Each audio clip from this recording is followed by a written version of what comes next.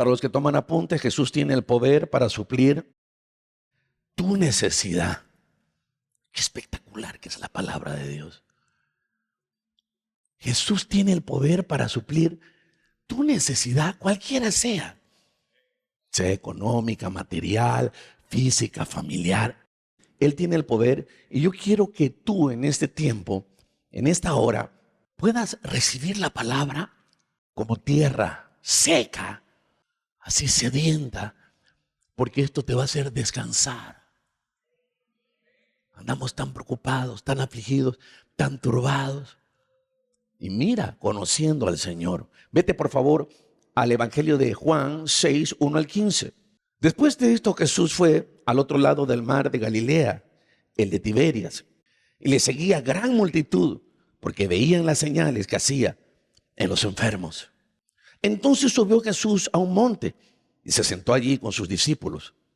Y estaba cerca de la Pascua, la fiesta de los judíos. Cuando alzó Jesús los ojos y vio que había venido a él gran multitud, dijo a Felipe: ¿de dónde compraremos pan para que coman estos? Pero esto lo decía, ¿para qué? ¿Para qué lo decía? Cada vez que se presenta una necesidad, tiene que ser para ti una prueba. Porque soy yo Dios y soy yo el que tiene el poder para suplir una necesidad. ¿Me estás siguiendo hasta aquí? ¿Qué estaba haciendo Jesús con sus discípulos? Los estaba probando, porque Él sabía lo que había de hacer. Dios siempre sabe lo que tiene que hacer en un problema. ¿O tú crees que un problema al Señor le preocupa, lo aflige? Él ya sabe tu necesidad y Él sabe cómo va a proceder. Por eso cuando usted se encuentre frente a un problema, a una necesidad, sin importar cuál sea, no se angustie, no se afane, no pierda la fe, porque esa es la tendencia. Estoy hablando de gente que viene a la iglesia. Felipe le preguntó, 200, mejor dicho, denarios de pan, ¿no bastarían para que cada uno de ellos tomase un poco? Uno de sus discípulos, Andrés, hermano de Simón Pedro, le dijo: aquí está un muchacho que tiene 5 panes de cebada y 2 pececillos, mas ¿qué es esto para tantos? Entonces Jesús dijo: haced recostar a la gente. Y había mucha hierba en aquel lugar, y se recostaron como un número de 5,000 varones, sin contar las mujeres y los niños. Y tomó Jesús aquellos panes, y habiendo dado gracia, los repartió entre los discípulos, y los discípulos entre los que estaban recostados. Asimismo los peces, cuanto querían. Y cuando se hubieron saciado, dijo a sus discípulos: recoged los pedazos que sobraron para que no se pierda nada.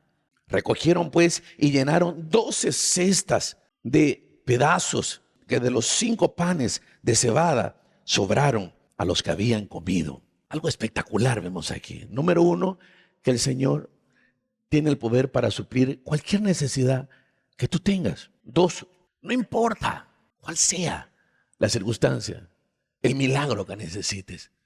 Tú tienes que decir: Dios alimentó con 5 panes y 2 peces a 5,000 personas. Más adelante se desata una tormenta y los discípulos entran en crisis. Las tormentas son sinónimo de crisis. Las crisis hacen que la gente se perturbe demasiado. Y Jesús dice: dormía en la barca. Y los discípulos: Jesús, despierta, perecemos. Y el Señor se levanta y les dice: ¿por qué temen, hombre de poca fe? Y manda callar al viento, aquieta las aguas. Y todos entran en temor y dicen: wow, ¿quién es este hombre que aún el viento, el mar le obedecen? Y el Señor siempre les traía a memoria cosas del pasado. Cada vez que entraban en crisis, Él les decía: pero ya se olvidaron de la alimentación de los 5,000 con 5 panes y 2 peces. Pero ya se olvidaron de los milagros que vieron. Cuán frágil es el ser humano y se olvida pronto de los milagros que Dios le ha hecho. ¿Cuántos de ustedes se olvidan de lo que Dios ha hecho? Y como que el problema presente cobra tanta fuerza, se engrandece tanto que tú te olvidas del milagro que hizo el Señor en tu vida. y estás entrando en crisis. Quiero hacerte notar la clase de fe que encontramos en los discípulos. Quizás te identifiques con uno de ellos, pero la idea es enseñarte, corregirte, exhortarte, consolarte, darte un impulso para que aprendas a enfrentar la crisis. Mira, una fe permisiva. Juan 6:7. Felipe le respondió: 200 denarios de pan no bastarían para que cada uno de ellos tomase un poco. Este hombre era su discípulo, pero era un discípulo que tenía una fe contaminada. Por un lado le puso un monto económico y le dijo 200 denarios no alcanzarían, pero le dio una suma. Tenía una fe contaminada. ¿Cuántas veces nos enfocamos en el macro de la bendición y decimos, a ver, tengo planificado con tanto de presupuesto salir de mis deudas, de esto y de esto? Y se hace tan grande la masa que decimos, pero esto la verdad es algo que ni yo ni nadie lo puede manejar, y contaminas tu fe. Eso fue lo que hizo Felipe. Estaba contaminando su fe. Estaba poniendo la mirada en el monto, en el macro que necesitaba. Quizás tú ganes un sueldo básico, quizás ganes más. Quizás tienes un buen sueldo, pero a pesar de eso, siempre estás diciendo, pero esto no basta para salir de todos mis problemas. ¿Qué es lo que necesita Dios? Que con eso que tengas poco, mediano o mucho, no importa, tú aprendas a confiar y a descansar en Él. Y eso lo asimiles como una prueba. Mira de interesante. Era una fe contaminada porque estaba poniendo la mirada en lo imposible. Como que creía, pero es imposible. Más o menos como el hombre ese que tenía un hijo que necesitaba un milagro y Jesús le dice, ¿pero tú crees que yo puedo hacer esto? Le dijo. Y el hombre le dice, Señor, dudo, pero ayuda a mi incredulidad. Le dijo, creo. Hay un momento en que puedes dudar y Dios lo entiende, pero de ahí Dios espera que no te enfoques en el problema, en la enfermedad, en el imposible, y trates de ganarle a tu mente y digas, creo a pesar de que dudo, a pesar de que me cuesta, creo.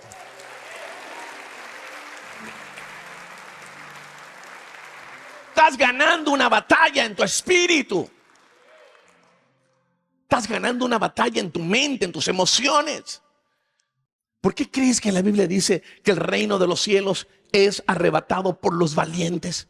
Porque hay una guerra, hay un conflicto en tu interior entre creer y dudar, entre tener fe pero contaminada, entre creer pero lo que pasa es que yo creo en Jesús, creo que resucitó, creo que perdona pecado, creo que es un Dios grande y poderoso. Pero otra vez me enfoco en mi problema y termino hablando como un incrédulo y digo, pero esto es imposible.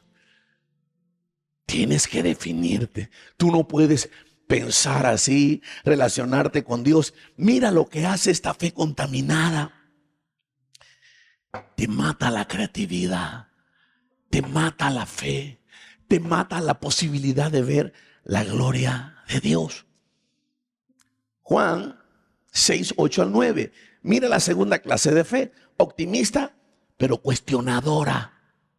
Uno de sus discípulos, Andrés, hermano de Simón Pedro, le dijo, aquí está un muchacho que tiene 5 panes de cebada y 2 pececillos. Mas, ¿qué es esto para tantos? Está reconociendo que sí hay alguien con una cantidad X de alimento, pero ¿qué es esto para tantos? Anota, Dios no puede moverse a través del optimismo. Dios se mueve a través de la fe. ¿Qué es la fe? Certeza de lo que creo, convicción de lo que yo no veo. No es tu tarea, no es tu trabajo responder a imposibles. Tu tarea, tu trabajo es creer, aferrarte a Jesús, darle a Él el espacio para que se mueva y haga lo que para ti es imposible. No te has dado cuenta, pero tú estás ahí por un milagro. Tú estás ahí porque Dios te hizo un milagro a ti, a tu familia. Hay gente que está aquí, que ha vivido de milagro en milagro, pero se olvida y deja que los problemas crezcan. Por eso nunca debes olvidarte del Señor. Pero mira esto de interesante. La fe de Jesús era inmutable. Juan 6, 10 al 13. Entonces Jesús dijo: haz recostar a la gente. Y había mucha hierba en aquel lugar. Y se recostaron como en número de 5,000 varones. Y tomó Jesús aquellos panes y, habiendo dado gracia, los repartió entre los discípulos. ¿Qué hizo Jesús con esos 5 panes y 2 peces? Dio gracias a Dios. Con eso poco. No dijo milagro de reproducción. La reproducción vino como resultado de darle gracias a Dios, de creer en Dios, de descansar en Él. Jesús era el Hijo de Dios encarnado, era hombre. Y Él tenía que darnos el ejemplo de cómo responder frente a esos desafíos. Él no estaba hablando como Dios, estaba hablando como hombre. Estaba enseñándole a sus discípulos como hombre. Era 100% Dios y 100% hombre, pero limitado, porque Él quería enseñarle a los hombres cómo deberían enfrentar las diferentes crisis que viven. Qué espectacular, ¿no? Dice que dio gracias y se activó la ley de la multiplicación. Cuando tú lo primero que haces es hacer lo que hicieron los discípulos. Tener una fe contaminada. Ser optimista, pero al mismo tiempo dudar. Ver lo poco, lo mediano, lo mucho que ganas y decir: sí, pero esto no basta para salir de todos mis problemas. Es que no siempre la solución es el monto o el dinero. La solución es tu fe, la confianza, el ver qué puedes hacer con lo poco, lo mediano o lo mucho. ¿Cuál es el problema? La cantidad. Mira, hay gente que en este momento tú le puedes dar $100,000. Le puedes dar 1,000,000. No les va a solucionar los problemas. Por un ratito se van a alegrar y mañana van a estar metidos en más problemas. Y van a querer 10. No, mi problema no es tanto, yo con 10 soluciono. Te aseguro que si te doy los 10, momentáneamente vas a salir del problema. Pero qué bueno es cuando aprendes con lo poco, lo mediano, lo mucho, a confiar en Él. Para ahí, escucha esto. A confiar en Él, y mientras confía, Dios te activa la creatividad. ¿Dónde se origina la creatividad? En la fe, en la posibilidad. Mira, estos son principios que lo están usando muchos países. Hay gente en ciertos países que son demasiado productivos y creativos. Cuando la gente no tiene fe, no tiene creatividad. Si vives en un país donde en vez de apoyarte, estimularte para que se te active la creatividad, hacen lo opuesto y te quieren matar la creatividad, el impulso, la fuerza, el deseo de luchar, de superarte. Bueno, entonces depende de Dios, porque a Dios no le importa en qué clase de país estés viviendo. Cuando te aferras a Dios, se activa la fe, y con lo poco, lo mediano, lo mucho, se activa también la creatividad. Y empiezas a ser bendecido, porque con la creatividad viene una gracia, viene el poder, viene la unción. ¡Qué poderoso! Diga conmigo: el Señor se preocupa por mí. El Señor quiere que aprenda a reconocer que de Él viene mi bendición, mi milagro, una intervención para poder enfrentar un problema. Mira lo que dice la Biblia en Marcos 16, 8 al 9. Y ellas se fueron huyendo del sepulcro, porque les había tomado temblor y espanto. Ni decían nada a nadie, porque tenían miedo. Habiendo pues resucitado Jesús por la mañana, el primer día de la semana, apareció primeramente a María Magdalena, de quien había echado 7 demonios. Yendo ella, lo hizo saber a los que habían estado con él, que estaban tristes y llorando. Ellos, cuando oyeron que vivía y que había sido visto por ellas, no lo creyeron. Esa era la preocupación de Jesús. Después de que les profetizó, les habló, le dijo que iba a ir a Jerusalén, que lo iban a matar, que iba a resucitar al tercer día. Aún escuchando el testimonio, no lo creían. y habían visto el milagro de los 5,000, eso que alimentó el Señor, habían visto el milagro de la tormenta, habían visto el milagro de Lázaro, habían visto muchos milagros. Por eso es que los milagros no te salvan, ni te ayudan a mantenerte con una fe fuerte. Los milagros son señales cuando Dios te dice: yo soy real, yo tengo el poder. Pero no te puedes alimentar de milagros. Tú tienes que alimentarte de una relación con Dios. Cuando empiezas a relacionarte con Dios, entonces de forma natural vives rendido, rendida a Él. ¿Me estás siguiendo hasta aquí? De forma natural, porque mientras más te rindes, entonces más el poder de Dios se manifiesta, más la bendición se manifiesta. ¿Y sabes qué dijo Jesús? La gloria que tú me diste, dijo al Padre, yo se las he dado a ellos. ¿Cómo la gloria? Sí. ¿Tendríamos todos que caminar en la gloria de Jesús? ¿Con ese poder, con esa unción? Sí. ¿Cuántos de ustedes caminan en esa gloria, en ese poder? Porque la Biblia dice que quien se une a Jesús, un espíritu es con Él. Él está ahí dentro tuyo. Pero ¿cuánto tiempo meditas en eso? ¿Cuánto tiempo meditas en la palabra? Estamos meditando en cosas del mundo, en problemas cotidianos, en circunstancias diarias que son parte de la vida. ¿Y cuánto tiempo pasas meditando en la palabra? ¿Cuánto te esfuerzas por retener? ¿Cuánto tiempo pasas en la presencia de Dios pidiéndole que te mantenga en quietud? ¿Qué dice la Biblia? En quietud, en calma será tu victoria. No dice en afán, en ansiedad. Ese es el problema. Estoy hablando de los discípulos, no estoy hablando de los fariseos. Los discípulos no creían que Jesús había resucitado. Segunda de Corintios 4:7. Pero tenemos este tesoro en vasos de barro. ¿Cuál es el tesoro? El Espíritu Santo, Jesús, el Padre. Dice que tenemos ese tesoro en vasos de barro. Se nos llama vasos de barro para hablar de lo frágiles que somos, de lo débiles que somos. Pero mira, Dios, cuán bueno es, ¿no? Que viene a morar en medio de individuos llenos de defectos, afectados por el pecado, pero que están perdonados, limpiados por la sangre. Y Jesús dice, eso me basta para reposar en ti. Presta atención. Pero tenemos este tesoro en vasos de barro para que la excelencia del poder sea de Dios y no de ti.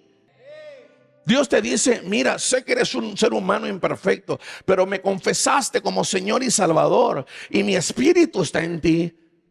Y la excelencia del poder que debe manifestarse en ti, en medio de tus imperfecciones, es para que tú vivas la vida de mi Hijo. Porque de esa forma se glorifica al Señor. Isaías 61:5. Levántate, resplandece, porque ha venido tu luz y la gloria de Jehová ha nacido sobre ti. Eso es una profecía para nosotros. Levántate, actúa. Tu fe tiene que ser viva. Levanta, sal de ese estado, sal de esa incredulidad, sal de esa fe contaminada, sal de esa fe que todo lo calcula. Eso no es fe, eso es calcular las cosas. Y déjame decirte algo, sin fe no lo vas a ver a Dios. Es imposible, dice la Biblia, que lo puedas ver a Dios operando a favor de ti. Levántate, resplandece. ¿Qué significa resplandecer? Crece en influencia. Cuando Jesús estuvo en la tierra dijo, yo soy la luz del mundo, amén. Yo soy la fuente de influencia, de poder. Y cuando se fue, ¿qué le dijo a sus discípulos? ¿Y qué te dice a ti? Ustedes son la luz del mundo. Claro, pero como muy pocas veces lees las escrituras, meditas, retienes, oras, cuando escuchas esta palabra te parece muy fuera de la realidad. Es que de eso se trata la fe. La fe no se trata de tu capacidad, tu habilidad, tu inteligencia, no. La fe se trata del poder de Dios en barro, en instrumentos que parecen barros. Usa el término barro, que es uno de los materiales más ordinarios. Dios le mostró una visión al profeta. Estaba un alfarero haciendo una tinaja y salió medio defectuosa y lo quebró el barro y la volvió a hacer. Y la volvió a quebrar. Y Dios le dice, esos son ustedes, le dijo. Yo soy como el alfarero. Yo soy el que los estoy procesando. Y soy yo el que tengo la capacidad, el poder y la sabiduría para hacer de ustedes una obra espectacular. Y cada vez que yo vea algo que no está bien, lo voy a quebrar, pero no para destruirte. Lo voy a hacer para ir perfeccionando la obra. Levántate, resplandece. Deja que mi presencia se manifieste. Pero para eso tú tienes que dejar de pensar tanto que se trata de ti. No, es Dios en mí. Yo tengo que dejarlo que Él se manifieste en la medida que paso tiempo con Él, tengo comunión, leo las Escrituras. Es un proceso, pero la influencia es cada vez más poderosa. Lo que te hace falta es avivar esa llama. Esa llama tú la tienes que avivar. Por eso dice, levántate. No dice, échate a dormir. Levántate. Tiene que ver con una fe activa que te mueve a buscar a Dios, a confiar en Dios. De ahí te dice, resplandece, porque ha venido tu luz y la gloria de Jehová ha nacido sobre ti. Versículo 2. Porque he aquí que tinieblas cubrirán la tierra y oscuridad a las naciones, mas sobre ti amanecerá. ¡Wow! Jehová, y sobre ti será vista su gloria. La gloria que me diste yo se las he dado. ¿Es normal que escuches todo el tiempo malas noticias? Sí. ¿Es normal que escuches de guerras, que escuches de injusticias, de abusos? Sí. Eso siempre va a ser normal en el mundo, pero sobre ti amanecerá la gloria de Dios. Pastor, ¿qué significa la gloria? El poder, la majestad, la bendición, la provisión, la sabiduría, la vida en abundancia. Y tú serás luz en medio de esas tinieblas. De eso se trata. Qué bueno que es ser luz, ¿no? Y andarán las naciones a tu luz y los reyes al resplandor de tu nacimiento. Alza tus ojos alrededor y mira. Todos estos se han juntado, vinieron a ti. Tus hijos vendrán de lejos y tus hijas serán llevadas en brazos. 5. Entonces verás y resplandecerás. Se maravillará y ensanchará tu corazón, porque se haya vuelto a ti la multitud del mar y la riqueza de las naciones hayan venido sobre ti. Eso tiene que ver con nosotros, tiene que ver con Jesús y tiene que ver con nosotros. Y entiendo, hay gente que escucha esto y dice, wow, ¿será que eso es real? Claro, porque te acostumbraste a vivir por debajo de tu capacidad, de tu valor, por debajo de lo que Cristo hizo en la cruz. Eso no es para que tú tengas una religión y un credo. Eso es para que lo vayas analizando y se te vaya revelando. ¿Y sabes cuándo se termina esa revelación? Nunca, hasta que Cristo te lleve y te va transformando esa revelación y te va transformando. Y cada vez que meditas en eso, tu vida sigue siendo transformada. El participar del pan y del vino aquí no es un acto religioso. Es un momento para seguir reflexionando sobre el pacto de amor que Dios hizo contigo. Es una orden. Levántate, resplandece, no contamines tu fe, no calcules todo. Yo tengo el poder para suplir tu necesidad, para calmar esa tormenta, para hacer ese milagro. Soy yo el que tengo el poder. Y en vez de pensar en tu circunstancia, aprende de Jesús. Oh Señor, yo te doy gracias porque a pesar de todo lo que estoy viviendo, tú siempre tienes los ojos sobre mí. Señor, yo te doy gracias porque a pesar de mis imperfecciones, tu amor se derrama sobre mí. Oh Dios, yo te doy gracias porque a pesar de que nada merezco, tu amor y tu misericordia me despiertan cada día de mi vida. Oh Dios, yo te doy gracias por lo poco, por lo mediano, por lo mucho. Oh Dios, yo te doy gracias porque puedo descansar en ti y entregarte mis problemas.